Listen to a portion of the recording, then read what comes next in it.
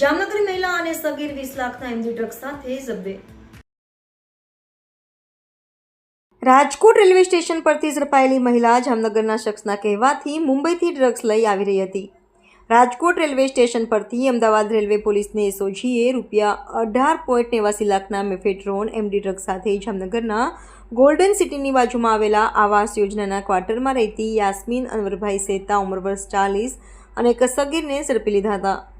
ઝડપાયેલી યાસ્મીનનું મુંબઈથી ટ્રેનમાં ડ્રગ્સ લઈ આવી રહી હતી। અમદાવાદ એસઓજીની ટીમે ચોક્કસ બાતમીના આધારે રાજકોટ રેલવે સ્ટેશન પર પ્લેટફોર્મ નંબર 1 પર મુંબઈથી આવેલી દુરંતો એક્સપ્રેસ ટ્રેનમાંથી ઉતરેલી યાસ્મીનને અટકાવી તપાસ કરતા તેની પાસે રહેલા ધાબળામાંથી 198.9 ગ્રામ મેફેડ્રોનનો જથ્થો મળી આવ્યો હતો, જેથી યાસ્મીન અને તેની સાથે રહેલા સગીરની અટકાયત કરી હતી। બંને સામે રેલવે પોલીસમાં એનડીપીએસ હેઠળ ગુનો દાખલ કરવામાં આવ્યો હતો।